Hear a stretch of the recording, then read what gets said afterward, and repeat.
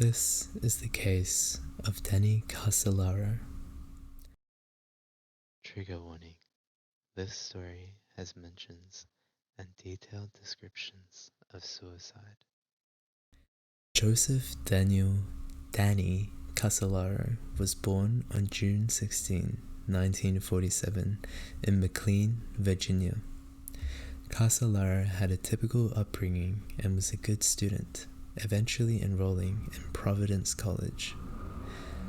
Casolaro did not set out to be a journalist. In fact, he considered it one of many hobbies along with boxing, poetry, and horse breeding. His entry into journalism included work on the current events of the time, including the Cold War and the Cuban Missile Crisis, but much of it went unpublished. He married former Miss Virginia Terrell Pace, and the pair had a son soon after. However, Danny Casolaro's journalism career did not make ends meet, and when the pair divorced after a decade together, he was granted full custody. Putting his creative pursuits aside, Danny Casolaro bought several publications that served the tech industry.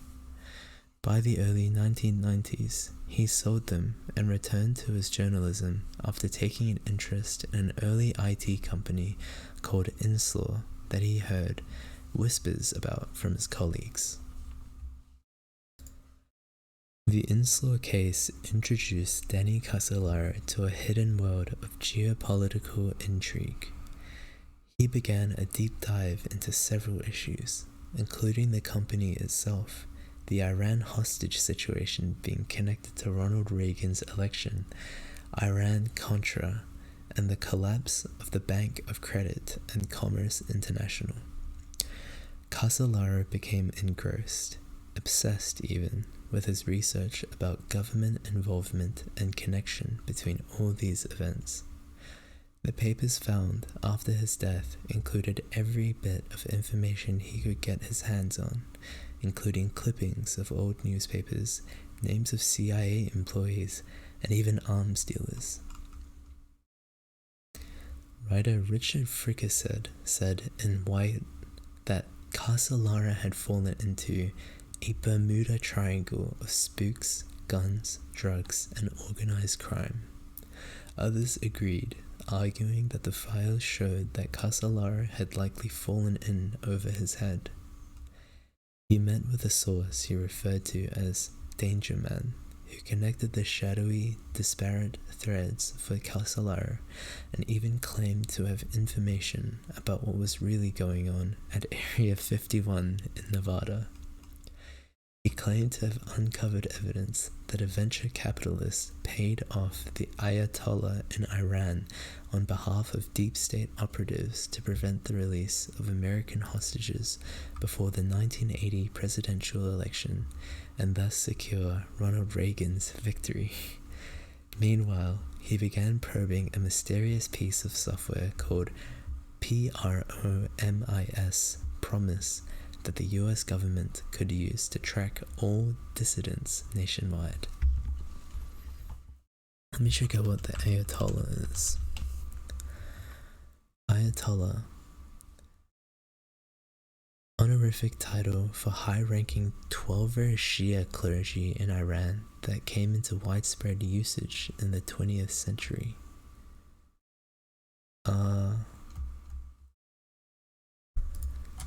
What is an Ayatollah? A high-ranking religious leader along the Shiite Muslims, especially in Iran. So it's like, I think like one of their bishops, or like their pope or something. I don't know. I don't know about this, but that's the best I can give you. And soon, Danny Casolaro began noticing a pattern of anonymous harassment directed at him that only further convinced him he was on the right track. 5 days before his body was found, Danny Casolaro told an associate that he had been asked to write an article for Time about his research, which was later proven to be false. He also told his friends and family that he had been receiving harassing and threatening phone calls all through the night, disturbing his sleep. Casolaro had a meeting with a friend about his financial situation, seemingly aggravated that he had yet to receive a book deal for his work, which he planned to name after the syndicate he was investigating, the Octopus. The next day, Casolaro told his housekeeper that he was going on a business trip to nearby Martinsburg, West Virginia, and would be gone for several days. He packed a stack of papers into his briefcase and left in a hurry. His housekeeper later told police he said he was going to meet a source who may be able to crack his case open, David Korn wrote in The Nation. She also answered several harassing phone calls after he left, one of which was a caller who threatened that Casolaro would be fed to the sharks. Danny Casolaro's whereabouts for the next 2 days could not be traced beyond a few mentions from witnesses that said they had shared a quick meal or met briefly at the Sheraton. By all accounts, however, Casolaro did not appear suicidal. After telling his neighbor that he believed the source he traveled to see had blown him off, Casolaro went for coffee, and that was the last time anyone saw him alive. On August 10, 1991, Sheraton Hotel housekeeping discovered Danny Casolaro's body in the bathtub. Staff called 911, but Casolaro was already gone. Danny Casolaro lay nude in the bathtub with 12 deep slashes across his wrists. Blood covered the bathroom, and the entire site was reportedly so grisly that a member of the staff fainted right there on the spot. Police found a beer can, trash bags, and a single razor blade at the scene, but nothing was done to stop any other evidence from going down the bathtub drain. The rest of the room did not show any signs of struggle, but a message, seemingly written by Casolaro, was found on a notepad on the table.